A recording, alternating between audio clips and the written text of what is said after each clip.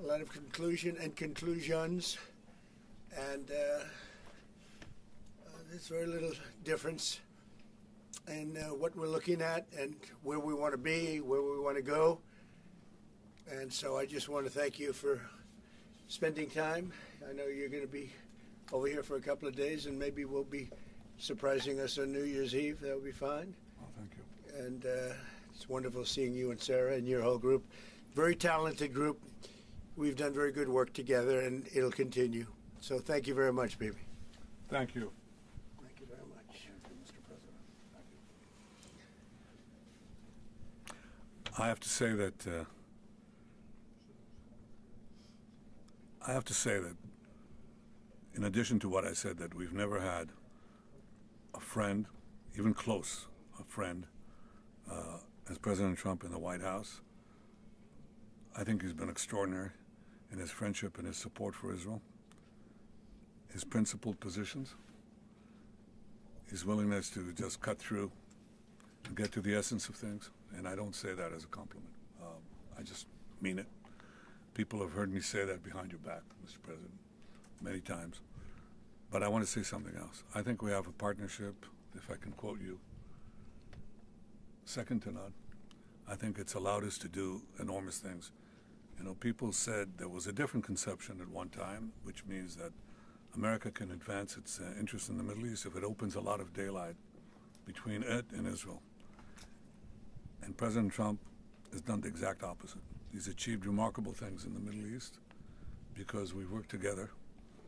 We talk about our ideas. Sometimes we have different ideas, but we work it out. And most of the time we see eye to eye. But it's been a remarkable experience, and this was a very, very productive meeting. And may I say, a very good lunch. Thank you. Thank you for your friendship. Thank you very much, baby. And thank you for your support. It's meant from the heart. Thank you. You know, as I said outside, he's been a wartime prime minister, and we were, well, look, I guess I could say I was a wartime president in more places than just Israel, if you think about it. But Israel was a big factor, and we're with you, and we'll continue to be with you. And a lot of good things are happening in the Middle East. We have peace in the Middle East, and we're going to try and keep it that way. I think we will be very successful in keeping it that way. And you've been a great friend, and I've been a great friend to you and to Israel. And it's been my honor. And the award that I was given was really surprising and very much appreciated.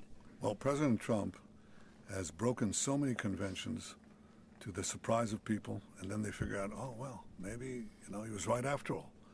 So we decided to break a convention too, or create a new one, and that is to award the Israel Prize, which in almost our 80 years, we've never awarded it to a non-Israeli, and we're going to award it this year to President Trump. This was announced formally over lunch by our Minister of Education, who's responsible for the Israel Prize. It's going to be awarded to President Donald J. Trump for his tremendous contributions to Israel and the Jewish people. I think it's such a fitting thing, and it would honor us, obviously, Mr. President, if you could visit Israel in that occasion on our Independence Day. But I have to say that this reflects the overwhelming sentiment of Israelis across the spectrum. They appreciate what you've done to help Israel and to help our common battle against the terrorists and those who would destroy our civilization. So, again, that's an expression of thanks and appreciation. Thank you, baby, very much. That really is a great honor. Any questions, please? We'll go pretty quickly because pretty much we agree on most of the things, and you would know what most of those things are. Please, go ahead. Thank you, Mr. President. I'd like to know if you and the Prime Minister talked about having Israel pull back its troops before Hamas fully disarms. I know that's been an issue. Did you push for that today? Well, we talked about Hamas, and we talked about disarmament, and they're going to be given a very short period of time to disarm, and we'll see how that works out. Steve Witkoff and Jared Kushner will be in charge of that from our side, but if they don't disarm, as they agreed to do, they agree to it, and then they'll be held to pay for them. And we don't want that. We're not looking for that. But they have to disarm within a fairly short period of time. Was Israel withdrawing its forces? Well, that's a separate subject. We'll talk about that. Mr. President? Yes. Mr. President, did you have a message for the Prime Minister about the West Bank? And are you at all concerned that settler violence, Israeli settler violence, could be undermining the peace plan? That Well, we have had a discussion, big discussion, for a long time on the West Bank.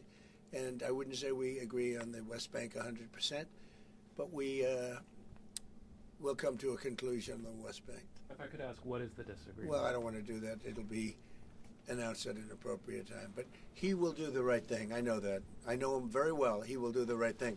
Yes? There is a growing fear of a confrontation between Israel and Turkey. How are you going to ease this tension given the fact that President Erdogan calls Mr. Netanyahu Hitler and compares Israel to the Nazis? Well, I know President Erdogan very well. And as you all know, he's a very good friend of mine. And I believe that, and I do respect him, and Bibi respects him. And they're not going to have a problem. They're not going to have a problem. I know him very well.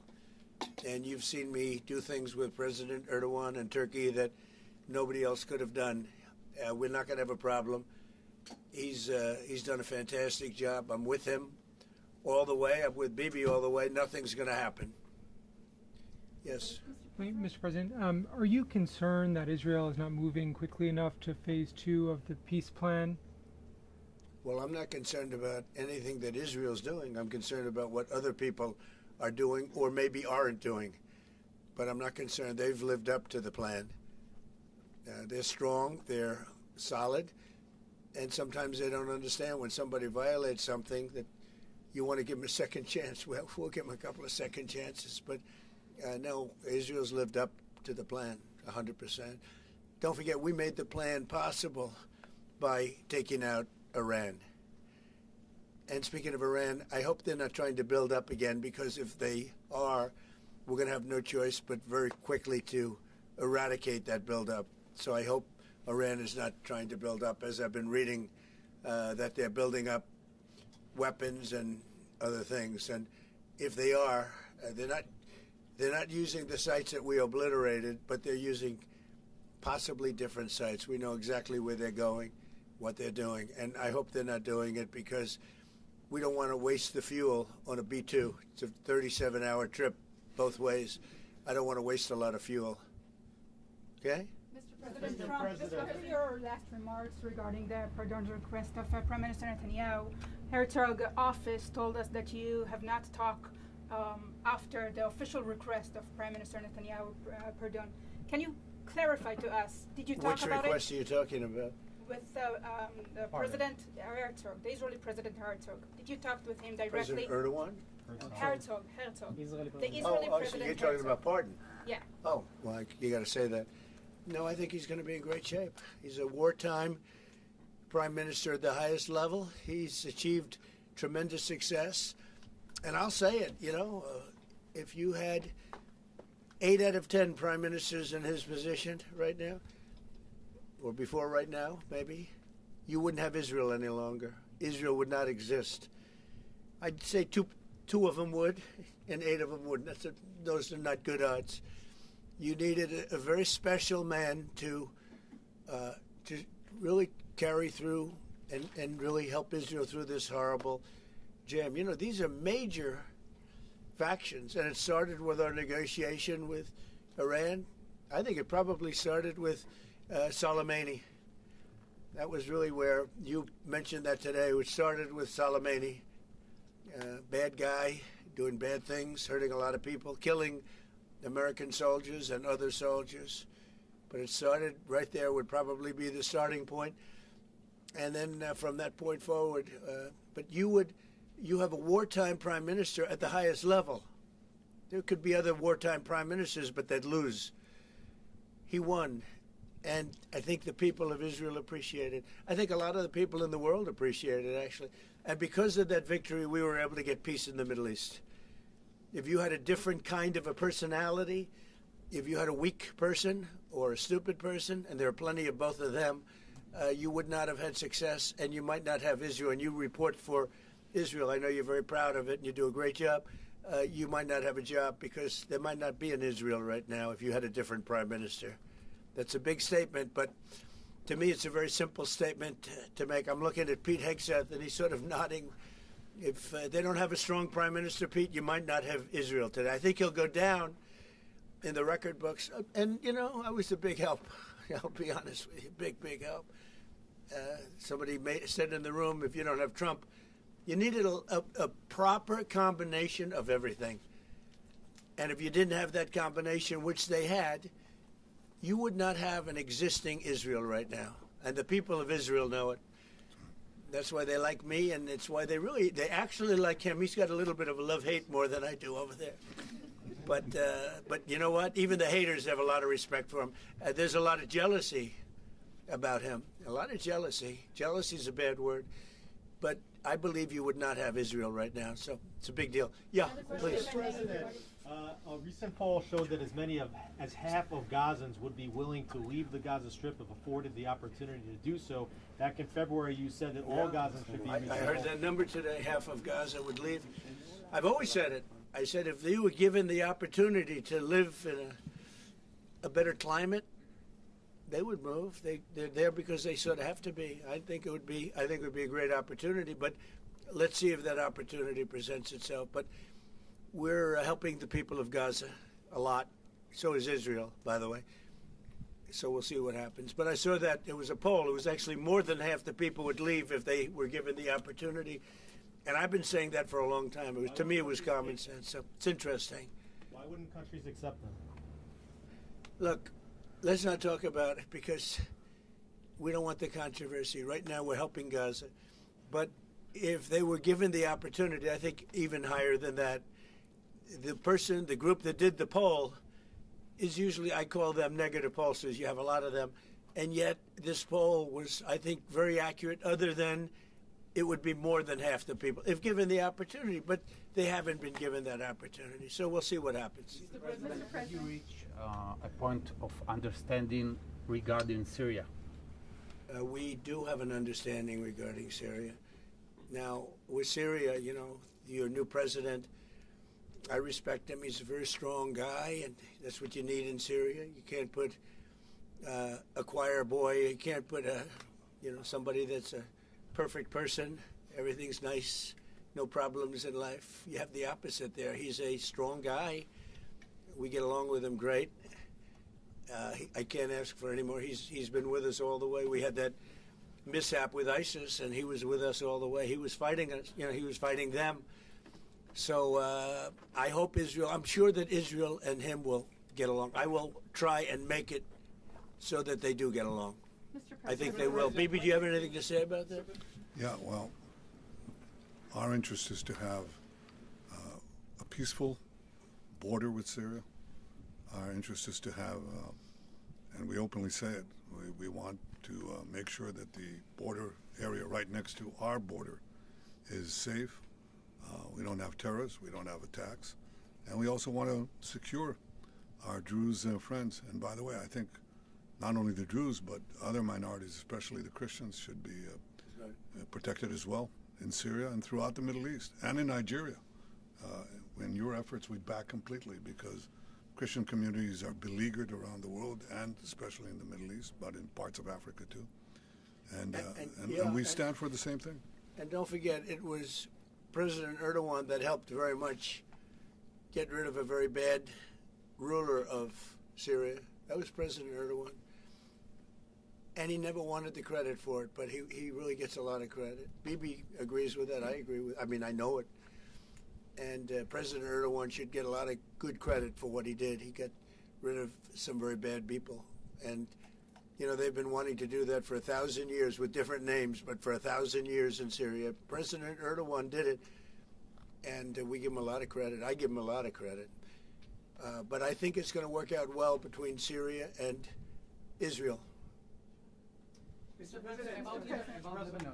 Yeah, go ahead, please. The Lebanese government, so what we saw, is not meeting the terms of the ceasefire agreement, has failed to disarm Hezbollah, actually. in your view, should Israel strike the terrorist organization again? Well, we're going to see about that. We'll see about it. The Lebanese government is at a little bit of a disadvantage, if you think of it, with Hezbollah. But Hezbollah has been behaving badly, so we'll see what happens. Mr. President, on China. How close are we to another operation of Israel in Iran? You said before the meeting with Netanyahu that you are in support of Israel if the ballistic missile project will take on, and also the nuclear weapon. But after the meeting, after what you know from the intelligence, how close are we to another war with Iran? Well, I don't want to say that, but Iran may be behaving badly. It hasn't been confirmed. But if it's confirmed, look, they know the consequences. Consequences will be very powerful, maybe more powerful than the last time. Yeah. And Iran should have made a deal the last time. I gave them the option. I said, you can make a deal. Do it. I told them, do it. And they didn't believe me. Now they believe me. Do you have evidence that Iran is behaving badly, and what do you mean by that? This is just what we hear. But usually, where there's smoke, there's fire. Have you heard the expression? But what do you mean related to the nuclear capabilities? Well, no, I'm hearing that they're not nuclear yet, but maybe nuclear too. The sites were obliterated, but they're looking at other sites. That's what I've heard. They're looking. So it'll take a long time. They're not going to go back to where they were, but they have other places they can go. And if they're doing that, they're making a big mistake. Yeah, please. There's no reason for them to do it. Mr. President, is the United States currently open to engaging in bilateral discussions with Tehran? We're hearing reports from numerous countries that there may be some discussions. Is that something you would support, or something that is happening? I would. You would support that? I would, yes. Right now. Thank you, sir. I have been, by the way, before the war, I would support that. I said to him, Bibi, I said, let's negotiate. And they didn't believe what was going to happen would happen.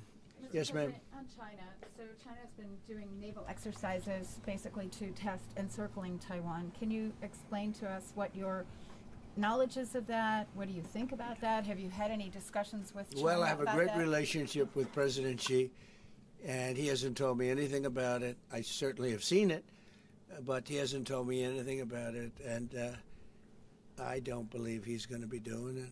Does it worry you?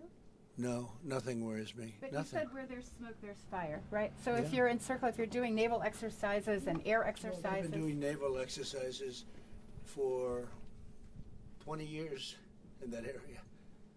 Now people take it a little bit differently, but in fact larger than they're doing right now. So we'll see. But they've been doing that for 20, 25 years. Yeah. Mr. President, if you don't see Hamas disarm in that short amount of time that you're giving them, can you tell us what the next steps would be? It'll be horrible for them. Horrible. Okay. It's going to be really, really bad for them. And I don't want that to happen. But they made an agreement that they were going to disarm. And you couldn't blame Israel. By the way, we have other countries that will come in and do it. They said, let us do it for you if they don't. Countries that were with them wanted the deal to be made, agreed that they would disarm, and now if they say they're going to disarm, that's fine. If they say they're not going to disarm, those same countries will go and wipe them out. They don't even need Israel. You know, we have many countries, 59 countries that are in agreement. This is a real peace in the Middle East. And Hamas is a small part of it, but it's still a part of it. But we have 59 countries that signed on, big countries, countries that are outside of the Middle East, as you know the Middle East. They want to go in and wipe out Hamas. They don't want Israel. They don't need Israel. They want to do it because it's the right thing to do, because they were for the deal based on the fact that Hamas pledged, they swore that they were going to disarm. Now, if they're not going to disarm, those same countries will wipe out Hamas. Yeah. President Trump, do you think that the PA should be involved the day after in Gaza Strip, even in the near future? And the same question to Prime Minister Netanyahu. Do you see a real opportunity that the PA will be in Gaza? Go ahead, baby. I think President Trump put clearly the conditions of reform that he wants to see in the PA for them to be involved. And I think he put it very clearly what he wants to see, the kind of real reforms, not just perfunctory reforms, but real reforms. Stop pay to slay, change the curriculum in your textbooks, open up, a different society and a different future if they do it. In the near future? Well, let them. I think it was clear. He put Pretty clear. He put guidelines that were, by the way, in the Trump plan of 2020, and they were put then in the 20 points, and it's up to them. Remember this, if we didn't do what we did to Iran, just to make the subject just slightly different, you wouldn't have peace in the Middle East. You wouldn't have a deal signed in the Middle East. You wouldn't have a deal. Because other Arab nations, which are great people, I know them very well, I know them, they're great people, they wouldn't be able to have agreed to peace in the Middle East because you would have had a dark cloud hanging over everything. It wouldn't have been possible. So Iran has been greatly reduced in power, prestige. I don't want to use the word humiliation because, they're trying to build up again. But we can't let them build up because if they build up, there can't be peace in the Middle East. It was a mistake. When they wiped out Iraq and Iran were about the same power. And they fought each other with different names for 1,000 years. And then our country came out and blew up one of those two countries, namely Iraq. And all of a sudden, Iran had the whole Middle East all to itself. But that's not true anymore. That's not true anymore. Can you tell us something about your Say plan? it. Tell us something about your plan to expand Abraham Accords. If you can tell us something about your plan to expand Abraham Accords. Well, the Abraham Accords are a great achievement of Jared and everybody. It was one of the great achievements. They'll be expanded. Countries are already talking about expanding it, and they'll be expanded fairly quickly. Yeah, please. What about Saudi Arabia? Is it still on the table? The normalization? Saudi Arabia is great. We have a great leader, and a friend of mine and a friend of a lot of people. Also an enemy of some people, but those people aren't doing so well. Saudi Arabia has been very good as far as I'm concerned. They've done everything that we can ask for. But normalization with Israel is on the They're table? getting along great with Israel. They will. And at some point, they'll sign the Abraham Accords. Mr. President, on the Fed, so one of the big domestic tasks ahead of you is to pick a new chairman for the Fed. Yeah. You've said that you have one favorite, but you're I also do. doing interviews. Still so do. Hasn't changed. Yeah, I'll announce them at the right time. There's plenty of time. Is But there in the any meantime, chance? we're doing numbers that nobody's ever seen. We have $18 trillion coming in. We had a 4.3% GDP. They thought it was going to be 2%.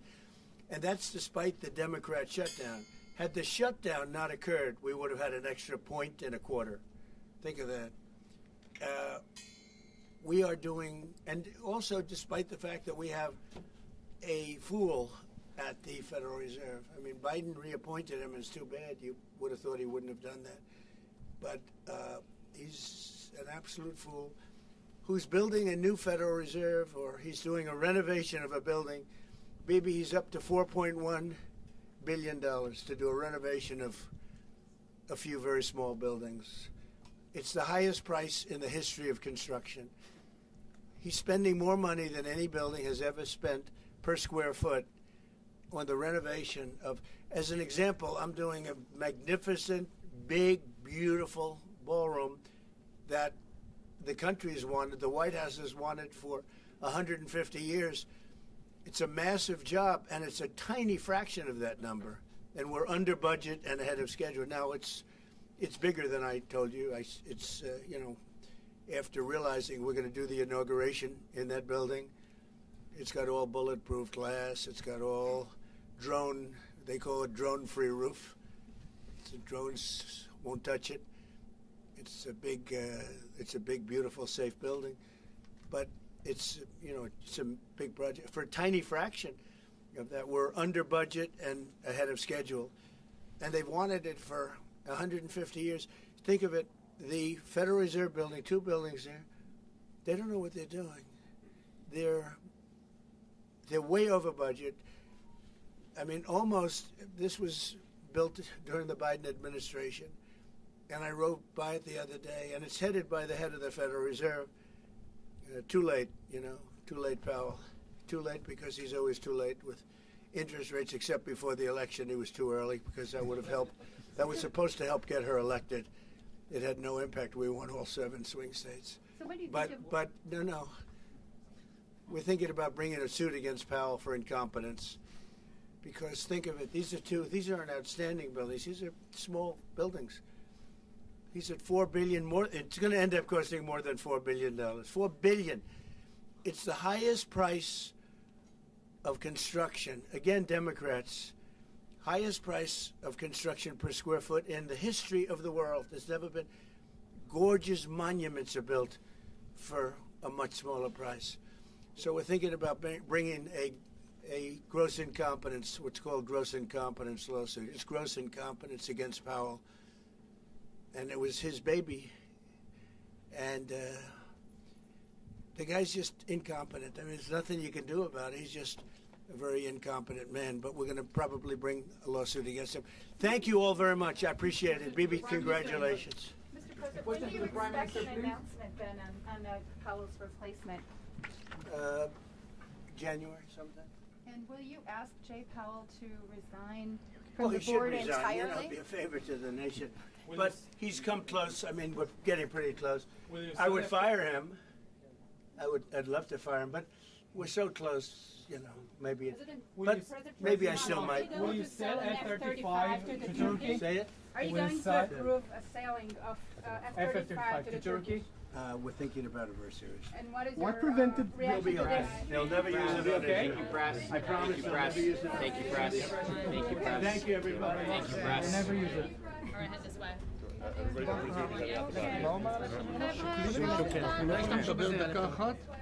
לא השתמשו בזה נגדכם אף פעם. Back up, please.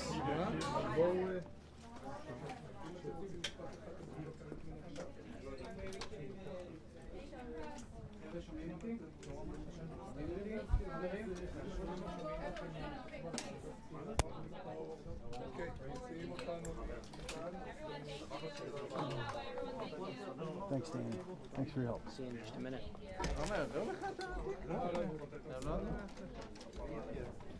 Did you ride in their vehicle?